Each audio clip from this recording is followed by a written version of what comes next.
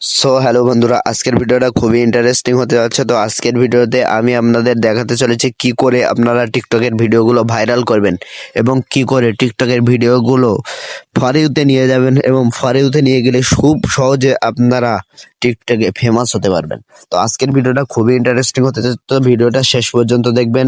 একটু স্কিপ করলে কিছুই বুঝতে পারবেন না। তো সরাসরি আমরা চলে যাব আমাদের মোবাইলের স্ক্রিনে। তো শুরুতে আপনাদের যে টিকটক অ্যাপসটি আছে, টিকটক অ্যাপসটি আপনারা ওপেন করে দিবেন। তো আমার টিকটক অ্যাপসটি আমি ওপেন করে দিলাম। দেওয়ার পরে যে নিচে যে প্রোফাইলটা আছে, এই নিচে প্রোফাইলে আপনারা একটা ক্লিক করে দিবেন। তো নিচে প্রোফাইলে ক্লিক করার পরে উপরে যে থ্রি ডট আছে, এই থ্রি ডটে আপনারা একটা ক্লিক করে দিবেন। দেওয়ার পরে যে নিচে যে একটা সেটিং আছে, সেটিংয়ে আপনারা ক্লিক করে দিবেন। তো সেটিংয়ে ক্লিক করার পর একটু নিচের দিকে আসবেন। আসার পরে যে কন্টেন্ট লেখা আছে, এই কন্টেন্ট লেখায় একটা আপনারা ক্লিক করে দিবেন।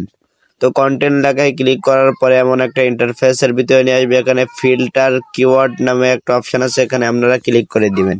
তো দেওয়ার পরে যে অ্যাড কিওয়ার্ড নামে একটা অপশন আছে, এখানে আপনারা একটা সরাসরি ক্লিক করে দিবেন। তো দেওয়ার পরে দেখেন ফর ইউ লেখা আছে, এই ফর ইউ লেখা আছে, এখানে একটা টিক মার্ক দিতে হবে এবং ওপরে একটা ফর ইউ লিখে দিতে হবে। তো এখানে আমি যে ফর ইউ যে লেখাটা আছে, এই ফর ইউ লেখায় সরাসরি আমি একটা টিক মার্ক তুলে দিলাম। এখানে চাপ দিলে টিক মার্ক উঠে যাবে এবং ওপরে আমি ফর ইউটা লিখে দিব। তো ফর ইউ আমি আমার মতো লিখে দিচ্ছি। দেওয়ার পরে